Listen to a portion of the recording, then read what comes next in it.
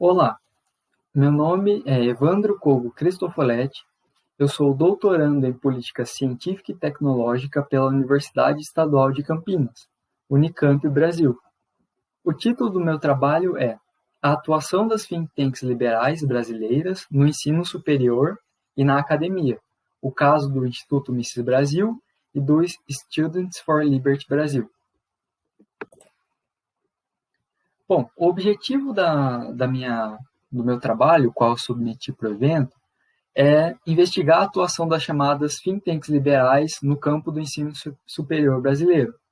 Em outras palavras, eu pretendo investigar como essas think tanks liberais, ou seja, como essas organizações liberais, que eu vou explicar em seguida o que elas são, como elas atuam na agenda de ensino, pesquisa, extensão e na política universitária aqui no Brasil. Então, ainda em outros termos, eu objetivo entender como e por que essas organizações vêm atuando no campo da educação superior aqui no Brasil. Metodologicamente falando, eu recorri a uma revisão bibliográfica sobre a história dessas think tanks no mundo, porque elas, no caso, elas fazem parte desse movimento intelectual neoliberal, né, eu venho chamando assim. Mobilizei um pouco o referencial teórico do Grant, mais aí da ciência política, para debatê-las enquanto aparelhos privados de hegemonia e intelectuais orgânicos. Ou seja, elas seriam organizações que atuariam em defesa da hegemonia neoliberal. Também utilizei um debate sobre a história dos institutos liberais, né, das think tanks liberais aqui no Brasil, né, só para fazer um parênteses. Se a gente quiser colocar em português, né, as think tanks no Brasil poderiam ser chamadas de instituto liberal. Né? Então, às vezes, eu vou chamar de institutos liberais. Então, eu mobilizei a história desses institutos aqui no Brasil, tentei investigar desde a fundação desses institutos, na década de 1980 aqui no país, como que eles vêm atuando no campo do ensino superior brasileiro e, principalmente em termos empíricos, nos últimos 10 anos, como que essas think tanks liberais vêm atuando no campo da educação superior. Como estudo de caso, eu vou apresentar rapidamente o caso do Instituto Mises Brasil e do Students for Liberty Brasil. Bom, em primeiro lugar, a gente tem que entender o que são essas think tanks liberais.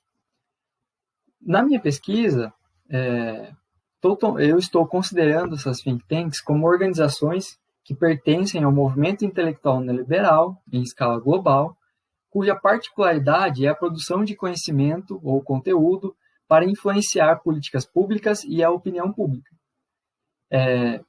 Então, essas think tanks liberais, geralmente, elas são organizações da sociedade civil que reúnem especialistas intelectuais e esses especialistas intelectuais produzem conteúdos com vistas, né, com o objetivo de influenciar a opinião pública e as políticas públicas. Essas think tanks, grosso modo, surgiram não da sociedade Monte Pelerin, mas a partir dessas reuniões desses intelectuais neoliberais.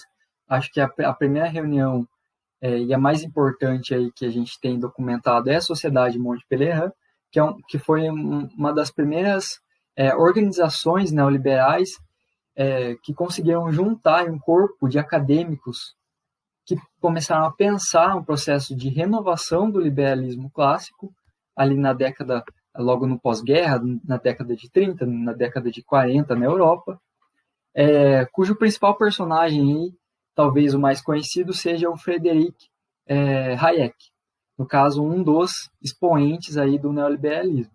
Então, a partir dessa sociedade Monte Pelerin, a gente observou na história a formação de diversas organizações neoliberais cujo objetivo, de fato, foi produzir conhecimento acadêmico utilizando-se de vertentes típicas do neoliberalismo. Então, a gente tem a Escola de Chicago, cujo principal representante é o Milton Friedman. A gente tem a Escola Austríaca, que vai abarcar aí o Mises, né, e o Hayek, que são outros dois autores. A gente tem a escola da escolha pública, ou public choice. Enfim, temos aí uma série de escolas dentro do que a gente chama de pensamento neoliberal. Então, eu utilizei um pouco dessa história, e como eu tinha dito, geralmente essas think tanks reúnem especialistas, acadêmicos e intelectuais. Aqui eu trouxe alguns exemplos no slide, só para a gente ter uma noção, né? A gente tem, por exemplo, no Reino Unido, o Institute of Economic Affairs e também o Adam Smith Institute. Então, ambos os institutos ali na década de 1970, eles contribuíram muito com o governo da Margaret Thatcher, por exemplo, né? Nos Estados Unidos, a gente tem a Heritage Foundation e o Cato Institute, que são também duas think tanks que contribuíram, por exemplo, nos governos neoliberais dos Estados Unidos, né? Ronald Reagan, e até hoje eles atuam, né? Essas organizações elas atuam até hoje. Também temos, e uma das mais importantes, chama-se Atlas Network, que foi criada também aí em meados da década de 60, 70, 80, né? A sua atuação começou a se expandir, como uma think tank que promove e estimula a criação de outras organizações liberais pelo mundo. Então, a Atlas Network é uma organização guarda-chuva que abriga, né, diversas outras think tanks ao redor do mundo, e atua um pouco na organização dessas think tanks, né, no treinamento, promove premiações, promove publicações, ou seja, auxilia as think tanks, cria uma rede de think tanks liberais no mundo.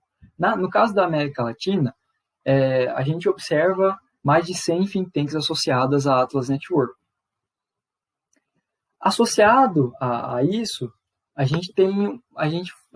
na América Latina, formou-se uma rede de think tanks liberais nos diversos países aqui da América Latina. Então, Brasil, Argentina, Uruguai, Colômbia, América Central, Guatemala, enfim, todos os países latino-americanos, a gente vai conseguir observar a formação dessas think tanks, ou seja, a formação dessas organizações neoliberais. No Brasil, os primeiros institutos liberais eles surgem na década de 1980 e 1990. Eu posso citar como um exemplo o Instituto Liberal do Rio de Janeiro, que surgiu no ano de 1983, muito sob iniciativa de alguns empresários que tinham contato direto com Hayek e com esse movimento intelectual neoliberal nos Estados Unidos e no Reino Unido. Não vou citar detalhes, porque senão eu vou passar um pouco do tempo da apresentação, mas basicamente é isso. Esses institutos, na década de 80 e 90, eles foram criados especialmente para influenciar o processo de redemocratização do Brasil, porque a gente vinha num processo de transição da ditadura militar para um cenário democrático, né? Aqui no Brasil, a gente observou a edição da Constituição de 1988, que marcou aí esse processo de volta da democracia, assim como a questão do voto direto e etc. Nesse contexto, as think tanks liberais, na época, objetivavam influenciar esse processo, tanto na formação da Constituição, das leis, das políticas públicas e da opinião pública, aí defendendo os pressupostos neoliberais. É bom a gente entender que, a partir de 2005, principalmente, essas think tanks vão começar a ganhar mais, em termos de quantidade e qualidade, elas vão começar a aumentar a sua atuação. E nos últimos 10 anos, especialmente com o fortalecimento de uma agenda conservadora e liberal no Brasil, a gente vai observar uma expansão muito grande de organizações liberais, dessas think tanks liberais, né? No caso aqui no país, acompanhando aí o crescimento do que aqui no Brasil a gente vem chamando de nova direita. Não vou entrar na discussão sobre o que é nova direita, mas entende-se aí como uma série de movimentos, organizações, lideranças políticas que aí vem trazendo uma pauta ultraliberal junto com um conservadorismo típico aí do Brasil, e com influências com diversos outros pensadores conservadores, muitas vezes flertando com um novo fascismo, né, com neofascismo, com correntes mais de extrema direita. Como exemplos, a gente tem Instituto Liberal do Rio de Janeiro, Instituto Liberal de São Paulo, Instituto Mises Brasil e o Students for Liberty Brasil, como eu tinha mencionado no título da minha apresentação. A gente tem o Instituto Milênio, Instituto de Estudos Empresariais, dentre outros. Ou seja, formou-se no Brasil uma rede dessas organizações liberais, o qual denomina-se Rede de Liberdade, e elas vêm atuando aí, tentando influenciar a opinião pública, né, e as políticas públicas no geral. Só para citar um exemplo mais atual, o Paulo Guedes, o nosso atual ministro da Economia, do governo Jair Bolsonaro, ele é um membro, por exemplo, do Instituto Milênio. Bom, antes de eu abordar o Instituto Mises Brasil, é bom eu recordar que, ao longo da minha pesquisa, desde a formação das primeiras think tanks liberais no Brasil, lá na década de 1990, o público acadêmico, os docentes e estudantes, sempre se constituíram enquanto um público-alvo importante da atuação dessas organizações. Por quê? Naturalmente, essas organizações são formadas por especialistas que se dizem acadêmicos ou profissionais liberais. Economistas, advogados, cientistas políticos, engenheiros, etc, etc. Naturalmente, eles precisam de mobilização de expertise acadêmica, ou seja, do conhecimento acadêmico, para poder produzir. Naturalmente, essas think tanks se aproximam do campo do ensino superior, porque é nesse campo que elas retiram essa expertise, através de recrutamento de especialistas, de estudantes, docentes. Então, desde a fundação do Instituto Liberal, em 1983, a gente observa a tentativa de atuação dessas organizações no campo do ensino superior, muito porque elas precisam estabelecer esse contato, recrutar docentes, estudantes para poder atuar dentro das think tanks. E de que forma que elas faziam isso? Elas divulgavam boletins, materiais, promoviam cursos, palestras, seminários, ou seja, uma série de atividades propriamente acadêmicas, assim como atividade editorial, então, por exemplo, tradução de obras de autores liberais e edição dessas obras, enfim, todo esse campo da atividade editorial e da formação, cursos, palestras, etc., essas think tanks, desde a década de 1980, elas buscavam atuar dentro do ensino superior. Então, dito isso, no Brasil, quase todas as think tanks de grande porte, elas têm projetos específicos de atuação no ensino superior. A maior parte delas mobiliza-se através de palestras e cursos de formação voltados para estudantes e docentes. Então, na minha pesquisa, eu também realizei um mapeamento, não vou focar no mapeamento aqui, mas esse mapeamento, ele identificou que pelo menos umas 10 think tanks liberais aqui no Brasil possuem projetos específicos de atuação na academia, né? Uma delas é o Instituto Mises Brasil. O Instituto Mises Brasil nasceu no final da primeira década dos anos 2000, né?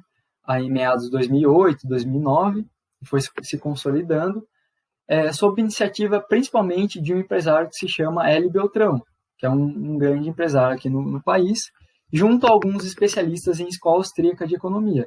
A escola austríaca de economia é mais conhecida aí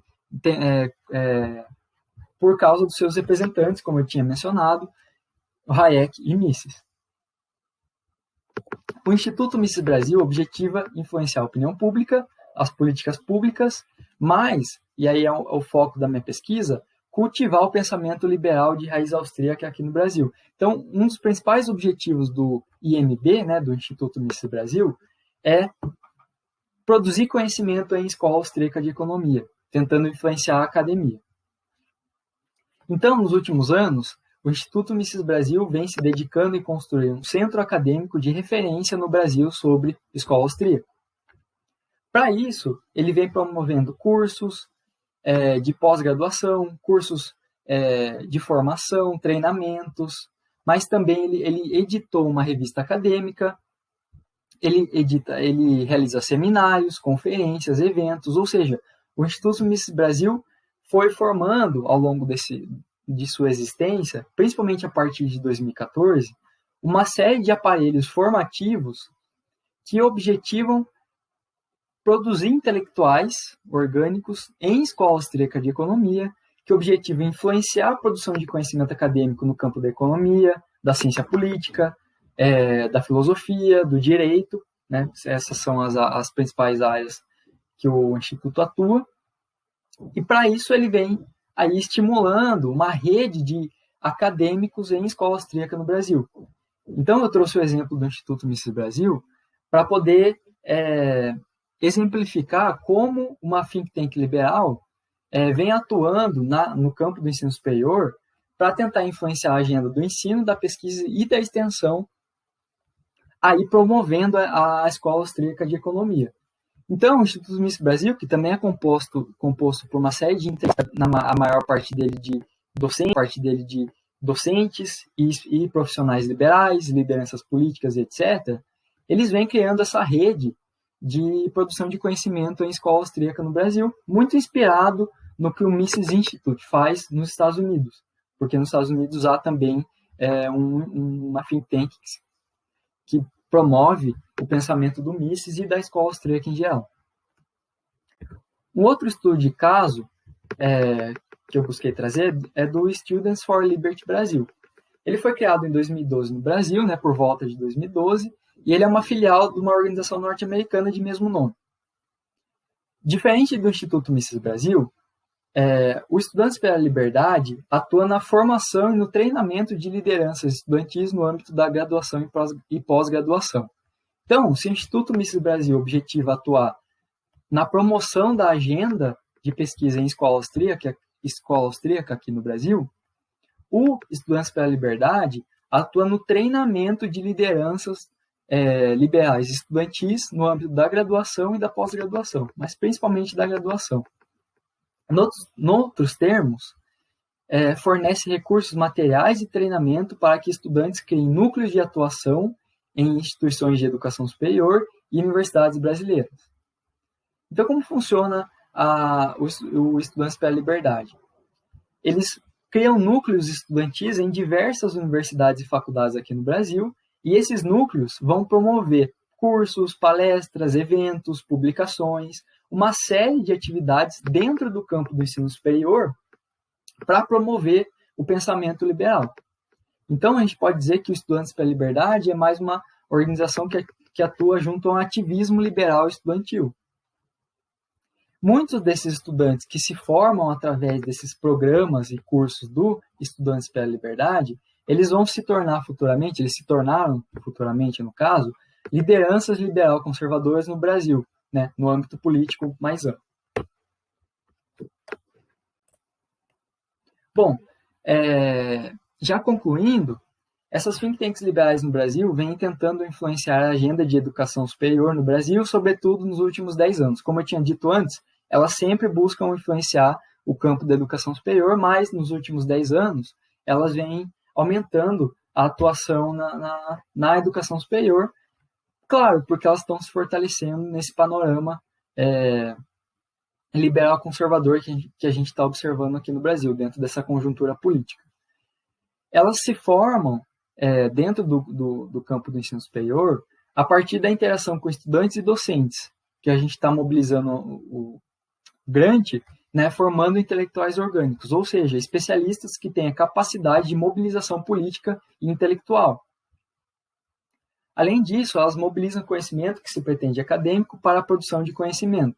Então, uma dos objetivos dessas think tanks, quando elas atuam no ensino superior, é justamente fazer essa mobilização de expertise acadêmica. Além disso, como eu mencionei, elas objetivam influenciar a agenda de ensino, pesquisa e extensão e a política universitária no Brasil. Então, em conclusão, para não passar muito do tempo, essas think tanks elas vêm se aproximando cada vez mais do campo do ensino superior, em primeiro lugar, para poder influenciá-lo, né, para disputar a hegemonia nesses espaços.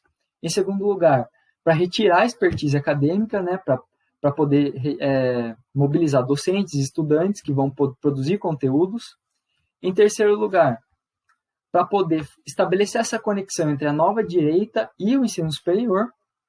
E, por último, justamente para poder influenciar a agenda de ensino, pesquisa e extensão aqui no Brasil. Bom, essa foi a minha apresentação. Agradeço a todos que estão vendo ou que vão ver essa apresentação. Meu e-mail para contato para qualquer dúvida é esse. E muito obrigado. Estou aberto aí a dúvidas, sugestões, críticas e etc. Muito obrigado.